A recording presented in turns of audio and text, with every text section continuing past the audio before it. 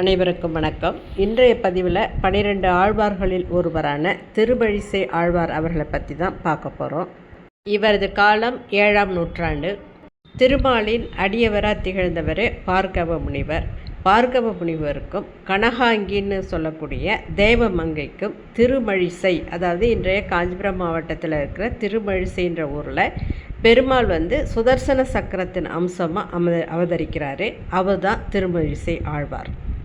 தை மாதம் மகம் நட்சத்திரத்தன்னைக்கு இவர் பிறந்தார். பிறக்கும்போதே கைகால்கள் இல்லாமல் சதைப்பிண்டமாக இருந்தாராம். கைகால்கள் இல்லாமல் பிறந்ததால் பெற்றோர் இந்த குழந்தைய ஒரு பிரம்பு புதர்கிட்ட போட்டுட்டு போயிடுறாங்க. அப்புறம் பெருமாளோட அருளால் இவரோட உறுப்புகள் வளர்ந்து அப்புறம் பசி எடுத்து அழ ஆரம்பிக்கிறாரு. அப்போ திருமகனே இவங்களுக்கு பாலூட்டினதா குரு பரம்பரையில் சொல்கிறாங்க.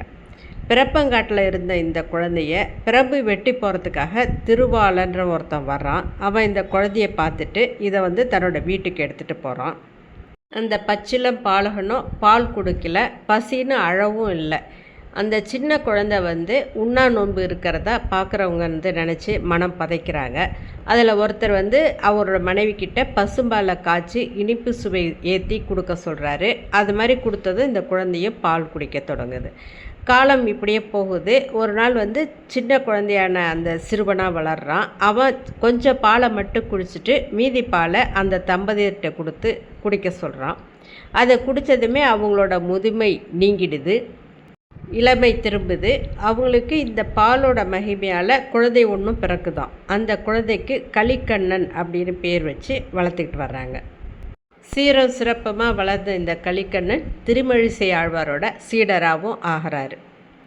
ஒரு தடவை இந்த திருமழிசை ஆழ்வார் தன்னோட சீடரான கணிக்கண்ணனோட காஞ்சியில் தங்கியிருக்காரு. அப்போ அந்த நகரத்தோட மன்னன் பல்லவராயன் இங்கே இவங்களை பார்க்குறாரு. பார்த்துட்டு தன்னை வாலிபனை ஆக்கும்படி இந்த ஆழ்வார்கிட்ட கேட்குறாரு.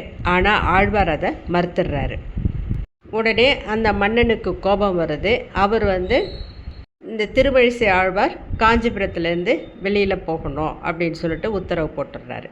உடனே திருமழிசை ஆழ்வார், துணிவுடைய சென்னா புலவனும் போகின்றேன், நீயும் உன் கை நாகப்பாய் சுருட்டிக்கொள் அப்படின்னு பாடிட்டு போகிறாராம்.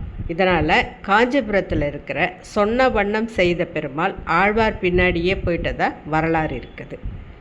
இதனால்தான் அந்த பெருமாளுக்கு சொல்வண்ணம் செய்த பெருமாள், அதாவது சொன்னபடி செஞ்ச பெருமாள் அப்படின்னு பேர் அன்னையிலேருந்து வழங்கப்பட்டதான். அதுக்கு பிறகு இவர் திருமழிசை ஆழ்வார் கும்பகோணம் வர்றாரு. நீண்ட காலம் அங்கேயே தங்கியிருந்து பெருமாளுக்கு சேவை செஞ்சு திருவடியை அடையிறாரு.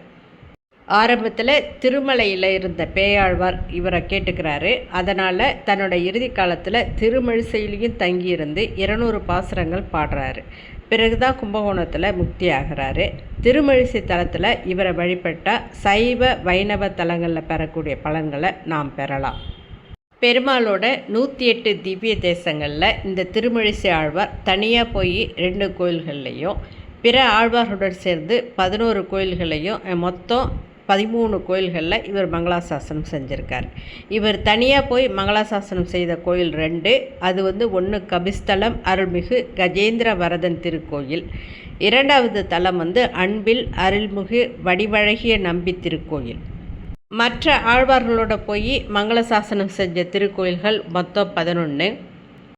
1 திரு ஊரகம் அருள்மிகு உலகளந்த பெருமாள் திருக்கோயில் காஞ்சிபுரம்.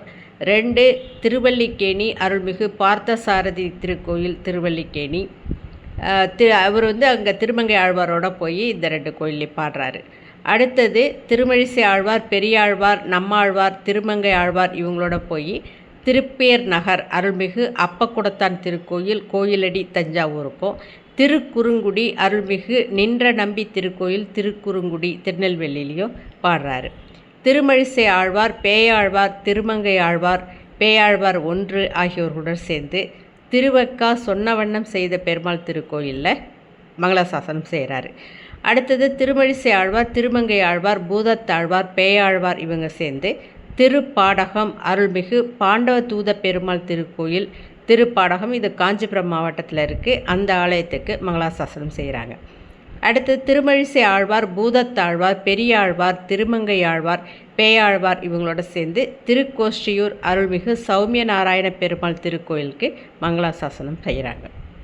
திருமழிசை ஆழ்வார், ஆண்டாள், பெரியாழ்வார், திருமங்கை ஆழ்வார், பூதத்தாழ்வார், பேயாழ்வார், நம்மாழ்வார் இவர்களோடு சேர்ந்து கும்பகோணத்தில் இருக்கிற அருள்மிகு சாரங்கபாணி திருக்கோயிலில் மங்களாசாசனம் செய்கிறார்.